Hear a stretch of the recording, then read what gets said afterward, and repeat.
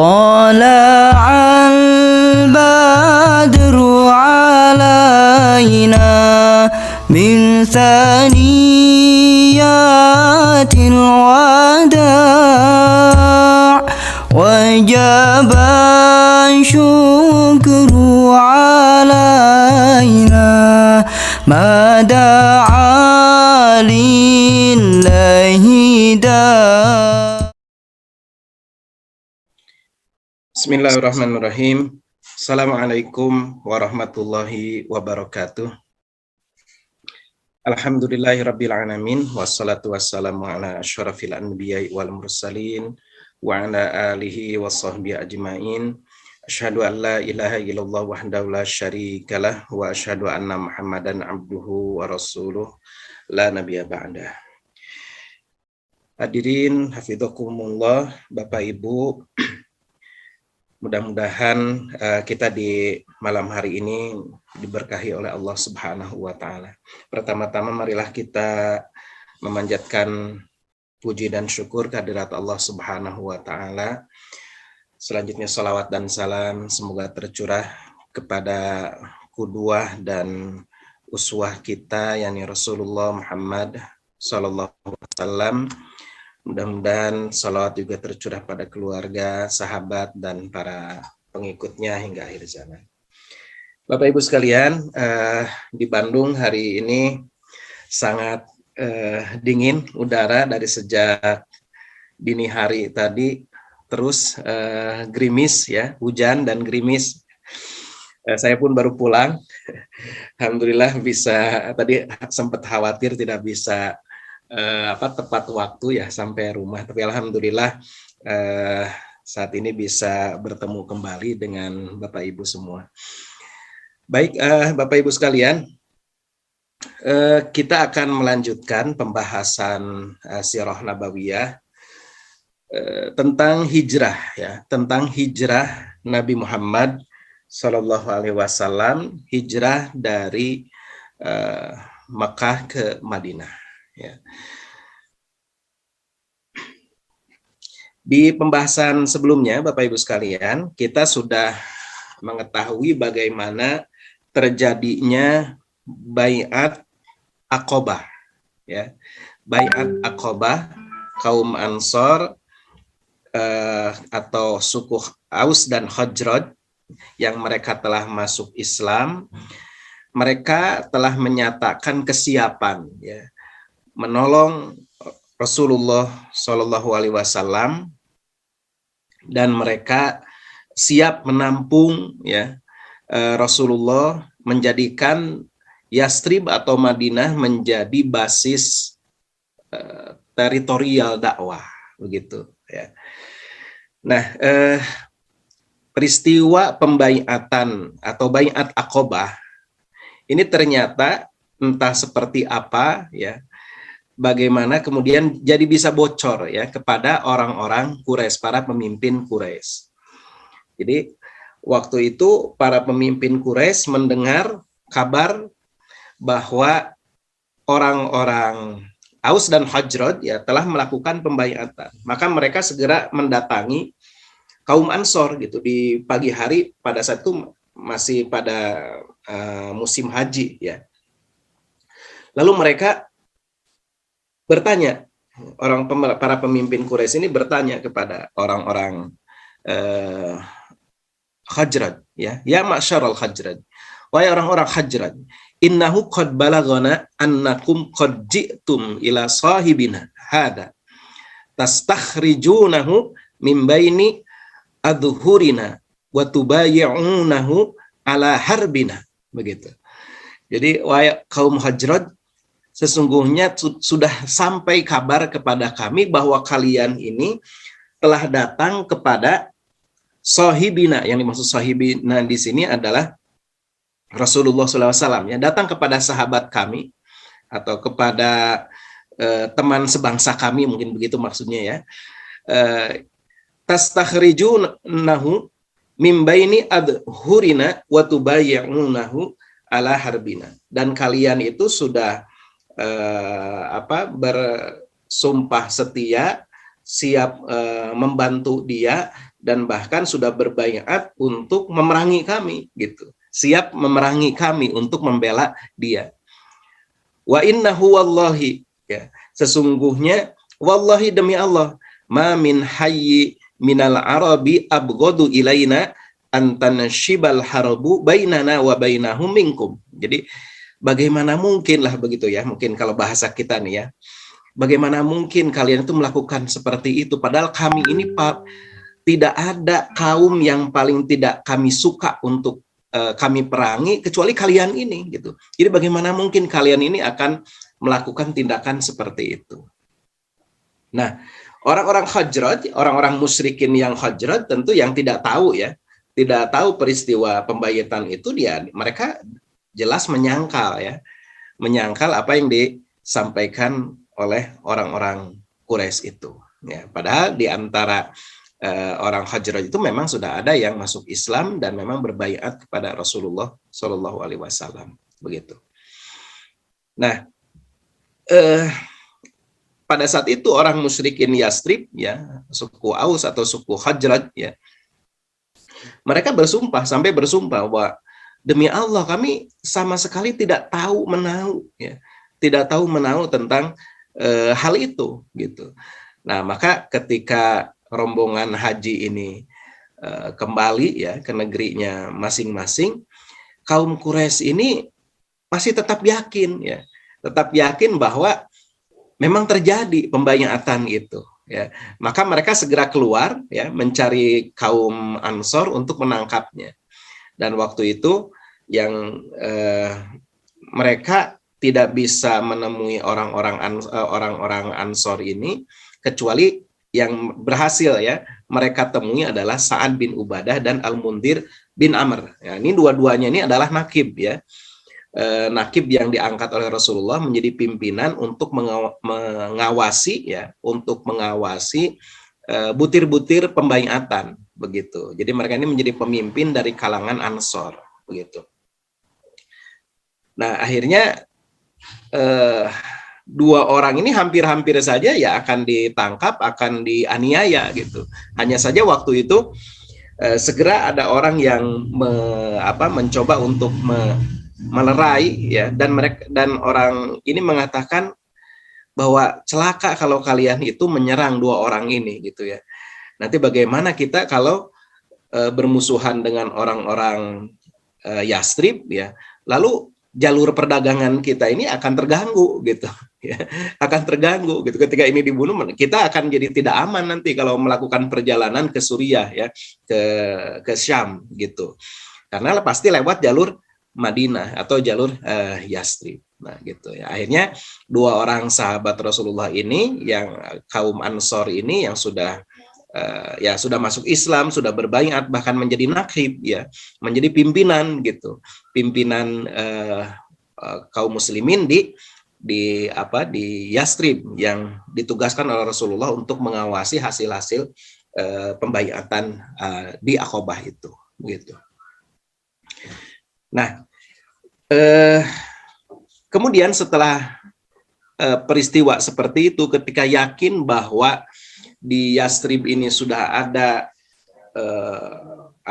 para pembela ya, para penolong atau kaum Ansor, maka Rasulullah memerintahkan, mengizinkan kepada para sahabat ya, bahkan bukan hanya mengizinkan, sebetulnya memerintahkan begitu ya. Dan ini waktu itu ya, Bapak Ibu sekalian, perlu kita pahami bahwa hijrah itu menjadi bukti bukti bahwa seseorang itu masih komitmen dengan Islam. Jadi ketika orang mampu berhijrah tapi dia tidak berhijrah, itu dianggap dia itu sudah mengingkari Islam begitu. Ya, ini beda lagi ya kalau dia memang tidak memiliki kemampuan untuk berhijrah. Jadi waktu itu hijrah itu menjadi ciri bahwa dia ini masih komitmen terhadap jamaah kaum muslimin begitu. Nah, Rasulullah SAW diriwayatkan di dalam hadis Bukhari ya, dari Abu Musa al-Asy'ari bahwa Rasulullah SAW bersabda kepada kaum muslimin sebelum peristiwa pembaiatan ya. Jadi Rasulullah sudah menyampaikan, sudah memberikan kabar untuk mereka ini bersiap-siap pergi berhijrah, walaupun waktu itu belum tahu gitu ya. Mungkin belum secara jelas, sampai akhirnya diilhamkan melalui mimpi ini gitu ya, bahwa mereka itu akan hijrah itu ke Yastrib. Jadi kata Rasulullah, saat aku tidur, aku bermimpi ya, pergi hijrah dari Mekah ke sebuah daerah yang banyak ditumbuhi kurma. Aku mengira itu adalah Yamamah atau Hajar, tapi ternyata itu adalah Yastrib. Nah, sejak saat itulah bergelombang ya, Bapak Ibu sekalian, bergelombang laki-laki, perempuan ya, yang mampu memiliki perbekalan untuk bisa pergi ke Yastrib, maka mereka semuanya berhijrah. Ya, satu demi satu, sembunyi-sembunyi ya. Kecuali Umar bin Khattab ya. Umar bin Khattab ini kan ketika pergi hijrah terang-terangan gitu ya. Kemudian Suhaib Ar-Rumi ya. Suhaib Ar-Rumi itu ketika hijrah itu luar biasa pengorbanannya. Suhaib Ar-Rumi itu sahabat Rasulullah, ketika dia akan pergi hijrah ditahan ya. Ditahan oleh orang-orang Quraisy gitu. Kata orang Quraisy, enak aja kamu pergi ya. Kamu datang dari luar negeri, datang ke kota Makkah, kemudian kamu hidup di sini, kamu punya kekayaan, tiba-tiba setelah kamu kaya, kamu pergi seenaknya ya, dari Makkah menuju Yastrib gitu. Kamu tidak boleh berangkat gitu. Suhaib Ar-Rumi itu ditahan ya oleh orang-orang Quraisy. Maka kemudian Suhaib Ar-Rumi mengatakan, bagaimana kalau seandainya harta yang aku miliki aku tinggalkan, aku bawa ya, aku serahkan untuk kalian dan kalian membiarkan aku pergi gitu. Nah, akhirnya karena harta kekayaan Suhaib Ar-Rumi ini demikian banyak ya, dia korbankan agar dia bisa pergi hijrah ya. Akhirnya orang-orang Quraisy ya mikir juga ya, wah ini lumayan juga nih, harta kekayaan yang ada di Mekah menjadi milik mereka. Ini biarkan Suhaib Ar-Rumi ini pergi. Jadi pengorbanan para sahabat sampai padahal ya akan menempuh perjalanan yang cukup panjang ya, hampir seminggu kan perjalanan ya, 7 atau 8 hari gitu dari Mekah ke Yastrib atau ke Madinah pada saat itu gitu. Dan mereka berkorban ya, berkorban perbekalan, harta, termasuk harta ditinggalkan di kota Makkah karena ditahan oleh orang-orang Quraisy gitu. Banyak di antara mereka itu akhirnya meninggalkan harta kekayaan mereka, dan mereka datang ke Yastrib berbekal keimanan gitu. Karena kan di Yastrib ini mereka belum punya tempat ya. Mereka ini tidak punya harta, mereka harus memulai hidup baru, betul-betul hidup baru, mencari penghidupan baru gitu.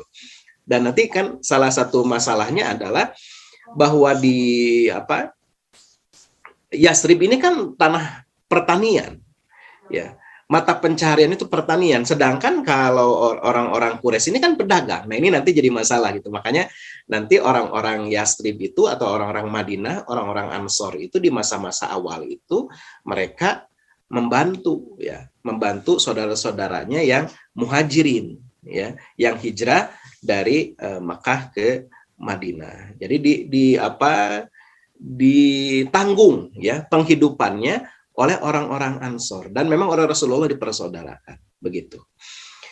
Nah, hadirin rahimakumullah, pada tahun 622 Masehi atau tahun 1 Hijrah, ya, ini tahun hijrahnya Rasulullah ke Yastrib, ke Madinah ya. Pada bulan Safar tahun ke-13 masa kenabian, orang-orang Quraisy melakukan rapat tertutup. Ini untuk menyikapi tentang telah terjadinya pembaiatan ya di Aqabah. Dan kemudian rapat karena banyak di antara penduduk Makkah tiba-tiba menghilang, yaitu dari kalangan kaum muslimin. Nah, ya. Dihadirlah pada rapat itu di Darun Nadwah ya. Di Darun Nadwah.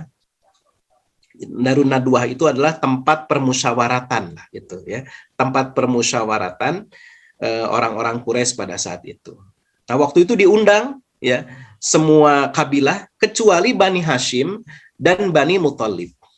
Kenapa Bani Hashim dan Bani Muthalib itu tidak diundang? Karena memang isinya untuk menyepakati tindakan yang akan diambil oleh orang-orang Quraisy kepada Rasulullah Shallallahu Alaihi Wasallam. Sedangkan Bani Hashim dan Bani Muttalib ini adalah kerabat Rasul yang membela Rasul. Dan kita masih ingat ya di pembahasan sebelumnya bahwa Bani Hashim dan Bani Muttalib inilah yang diboikot oleh orang-orang Quraisy selama 3 tahun karena membela Rasulullah SAW, melindungi Rasulullah Shallallahu Alaihi Wasallam.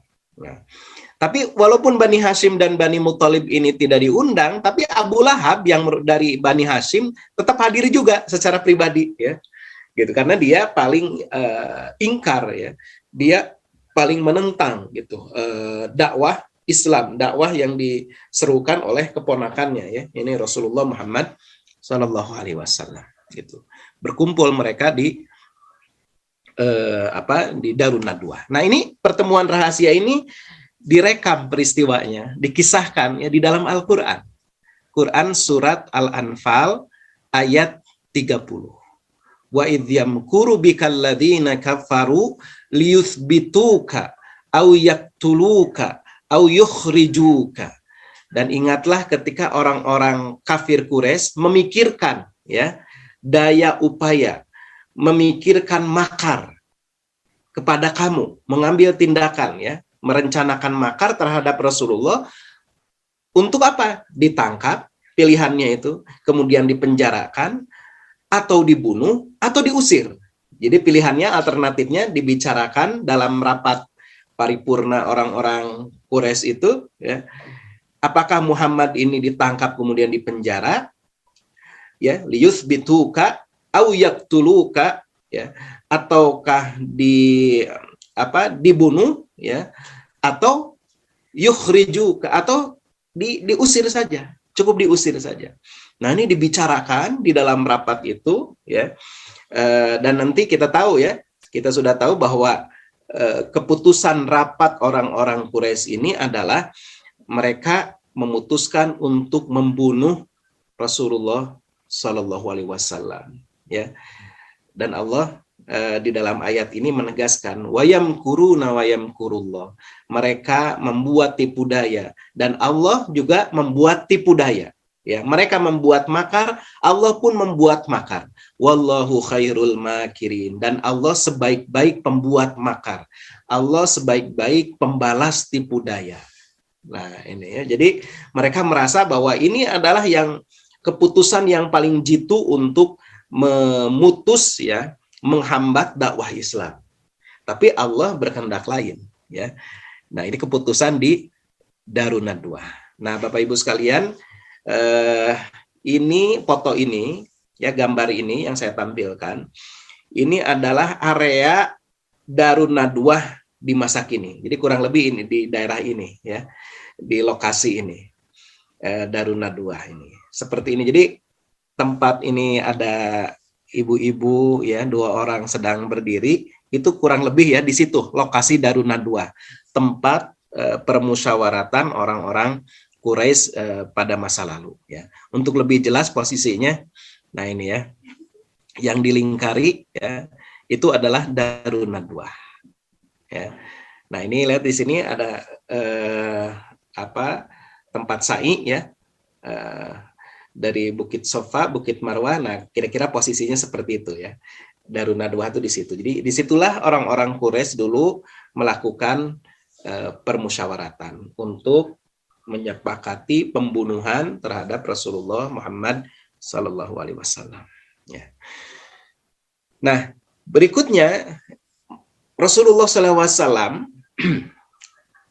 ketika diberitahu oleh Allah Subhanahu wa taala bahwa orang-orang Quraisy ini sudah menyepakati pembunuhan, maka Rasulullah SAW itu sebelumnya, ya, bahkan sebelumnya sudah mengatur strategi untuk pergi berhijrah. Beliau datang ke rumah Abu Bakar, ya. Didatangi waktu itu di siang hari, di waktu-waktu sedang panas terik, yang kebiasaan waktu itu orang biasanya tidak bertamu dalam kondisi cuaca seperti itu. Maka Abu Bakar ketika melihat Rasulullah datang, ini pasti ada sesuatu yang penting, kata Rasulullah, ya. Kemudian Rasulullah bertemu dengan Abu Bakar, dan kemudian Rasulullah bertanya kepada Abu Bakar, apakah kamu tahu wahai Abu Bakar, sesungguhnya aku telah diizinkan untuk keluar, maksudnya untuk berhijrah. Ya. Kemudian kata Abu Bakar, as-suhbah ya Rasulullah. Maksudnya as-suhbah ini apakah kita akan berangkat bersama-sama wahai Rasulullah? Kemudian kata Rasulullah, benar. Naam, as-suhbah ya. Betul, kita akan berangkat bersama-sama. Nah, jadi di sana sudah disepakati bahwa nanti Abu Bakar akan menunggu ya di suatu tempat, kemudian Rasulullah nanti akan pada hari Anu akan datang ke sana dan kemudian pergi sama-sama, dan sudah diatur sedemikian rupa nanti akan kemana gitu ya. Nanti kita tahu bahwa Rasulullah itu akan singgah terlebih dahulu ya di Bukit Thur ya, di Gua Thur ya. Nah, ini ada gambar nampak orang yang pernah pergi haji, pergi umroh ya, Bapak Ibu, pasti tahu tempat ini, tepat di depan Masjidil Haram ya. Nah, ada McD ya, ada KFC itu ya. Kemudian ada tempat, lihat ini yang dilingkari. Nah, itu adalah area rumah Abu Bakar ya. Jadi sekarang sudah tidak ada. Kalau dulu itu ada semacam bukit di situ, bukit batu ya. Nah, Abu Bakar itu rumahnya di situ, di atas bukit itu. Nah, sekarang sudah jadi hotel ya.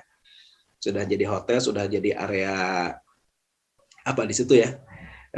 Mungkin ada toko-toko juga ya di dalam itu gitu. Ada tempat makan lain sebagainya. Nah, ini rumah Abu Bakar sekarang ini sudah dibangun menjadi masjid. Ya, jadi di depan Masjidil Haram ya dibangun masjid, itu Masjid Abu Bakar namanya. Karena di situ dulu adalah rumah Abu Bakar ya. Nah, ini dekat dengan Zam-Zam Tower ya, hampir dekat sekali gitu. Mungkin ada yang pernah makan di situ, di KFC di situ. Kalau saya pernah di situ makan. Ada McD ya, ada beberapa tempat di situ, tempat jual. Nanti lebih jelasnya ada di berikutnya, ada videonya ya. Kita lihat video nanti. Nah, ini bagian dalam nih, bagian dalam area yang disebut sekarang ini Masjid Abu Bakar. Disinilah area rumah Abu Bakar ya pada masa lalu. Lokasi rumah Abu Bakar. Kita lanjut ya. Nah, tadi seperti sudah disampaikan sebelumnya bahwa orang-orang Quraisy sudah menyepakati untuk membunuh Rasulullah. Agar mereka ini agar orang-orang Bani Hashim dan Bani Muthalib ini tidak bisa mengajukan tuntutan, maka strategi mereka itu adalah dengan cara mengutus sekelompok pemuda ya, bersenjata, dan mereka ini berasal dari seluruh kabilah yang ada pada saat itu. Sehingga kalau nanti Bani Hashim, Bani Muthalib itu akan menuntut, ya mereka harus berhadapan dengan seluruh kabilah yang ada di kota Mekah pada saat itu, orang-orang Quraisy ya, bangsa Quraisy yang lain yang ada di kota Mekah. Ya, ini strategi mereka ya. Nah, singkat cerita ya, mereka segera mengepung rumah Rasulullah SAW. Sementara itu Rasulullah sudah mengatur ya bahwa Ali bin Abi Thalib diperintahkan oleh Rasulullah untuk tidur di tempat tidur Rasulullah dan berselimut dengan selimut Rasulullah gitu. Nah, sementara itu kemudian dalam waktu tertentu Allah Subhanahu wa taala membuat para pemuda yang Al-Gojo ini yang akan segera mengeksekusi ini kemudian tertidur ya, dan Rasulullah bisa melewati mereka dan akhirnya bisa bertemu dengan Abu Bakar, dan setelah itu Rasulullah itu bersembunyi terlebih dahulu ya ke arah yang berlawanan ya, ke arah yang berlawanan rute menuju ke Yastrib, ke Madinah begitu. Sampailah Rasulullah dengan Abu Bakar ini di Gua Thur ya, di Gua Thur. Nah, ini ya, ini Gua Thur nih fotonya ya. Gua Thur di mana maksud Rasulullah berlindung di sini adalah untuk mengetahui bagaimana sepak terjang orang-orang Quraisy begitu. Makanya Rasulullah itu sudah mengatur ya, ada Abdullah bin Abu Bakar yang oleh Rasulullah diperintahkan untuk memantau ya, memantau berita bagaimana orang-orang tindakan orang-orang Quraisy begitu. Jadi Abdullah bin Abu Bakar ini dia datang ke tempat ini kemudian menyampaikan berita-berita, nanti ketika waktu dini hari dia segera pulang lagi, kemudian mendengar lagi bagaimana kabar-kabar, jadi menjadi intelijen lah begitu ya, menjadi intel yang memantau berita-berita begitu Abdullah bin Abu Bakar ini. Nah, sementara Asma binti Abu Bakar itulah yang ditugaskan mengantarkan, sebetulnya bukan mengantarkan ya. Ini ada perbedaan pendapat ya. Apakah Asma itu mengantarkan ataukah hanya sekedar ke salah satu lokasi saja, kemudian nanti ada yang mengantarkan ke atas, karena ada Abdullah bin Fuhirah ya, yang saat itu juga ditugaskan untuk apa? Untuk menghapus jejak ya, menghapus jejak Abdullah bin Abu Bakar begitu. Jadi ini sudah direncanakan demikian matang oleh Rasulullah SAW, dan Rasulullah juga Abu Bakar itu sudah menyewa penunjuk jalan namanya Abdullah bin Uraikid. Nah, Bapak Ibu sekalian, Abdullah bin Uraikid ini dia seorang musyrik ya. Dia ini seorang musyrik, tapi orang musyriknya yang netral gitu. Dia disewa sebagai penunjuk jalan oleh Abu Bakar menuju ke Yastrib dengan menggunakan rute yang tidak biasa begitu ya. Ini supaya betul-betul tidak bisa terkejar gitu oleh orang-orang Quraisy begitu. Ya, baik Bapak Ibu sekalian, Rasulullah SAW berangkat pada hari Kamis 1 Rabiul Awal ya, tahun ke-1 Hijriah, atau kurang lebih ini ya perkiraannya tanggal 15 September 622 Masehi. Nah, Rasulullah ini tinggal di Gua Thur ini sekitar 3 malam ya, bersembunyi di sana ya, dan mereka ini ditemani oleh, tadi seperti saya sudah sebutkan, oleh Abdullah bin Abu Bakar ya, yang dia ini mengamati situasi, memberi informasi, juga dipasok perbekalan oleh Asma binti Abu Bakar ya. Nah, ini bagian belakang ya.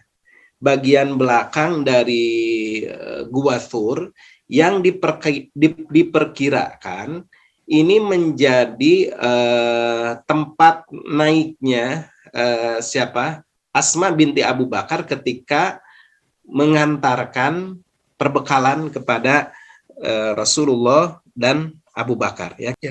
Itulah gambaran ya lokasi kemah Ummu Ma'bad di mana Rasulullah SAW pernah singgah di tempat ini, dengan kisah bagaimana kemukjizatan yang terjadi ya di sini.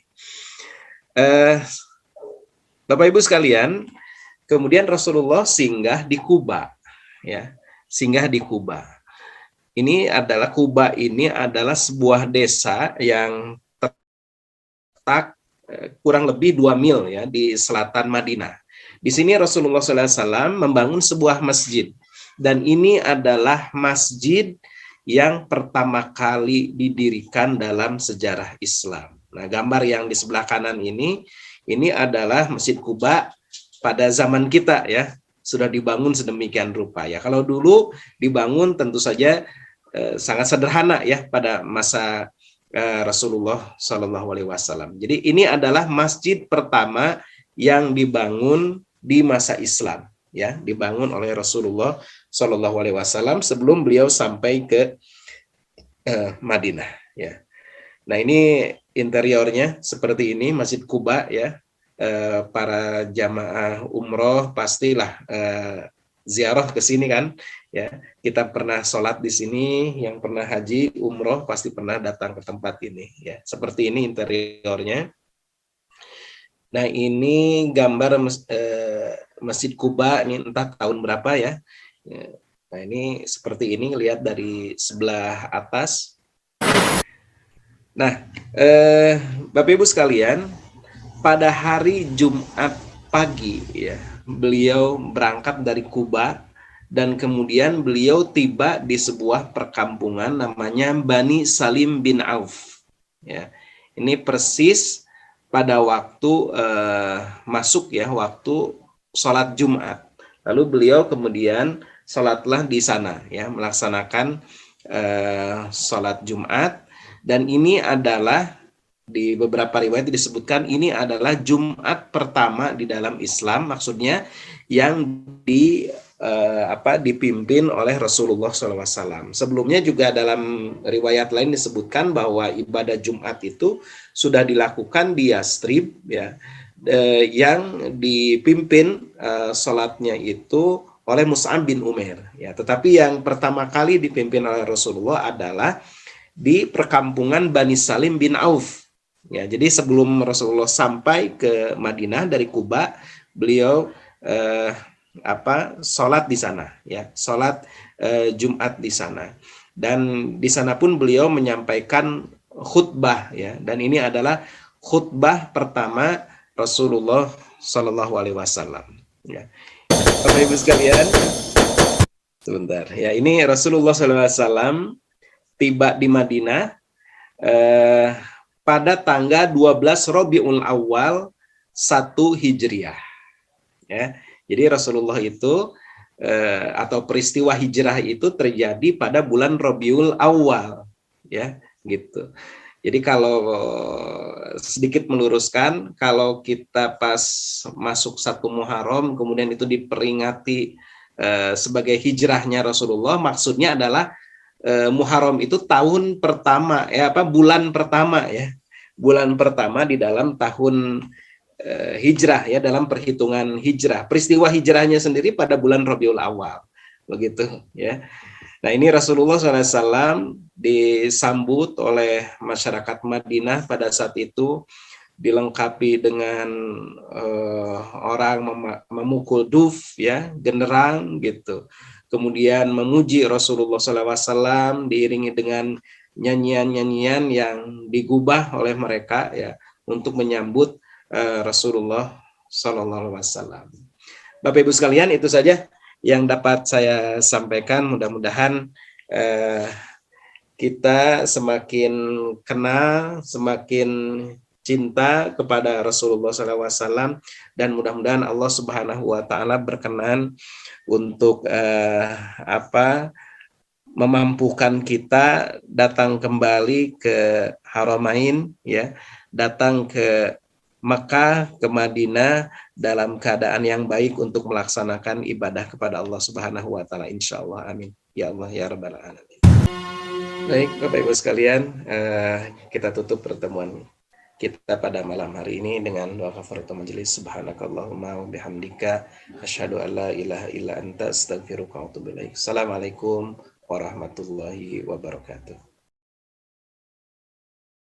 طلع البدر علينا من ثنيات الوداع وجب الشكر علينا ما دعا لله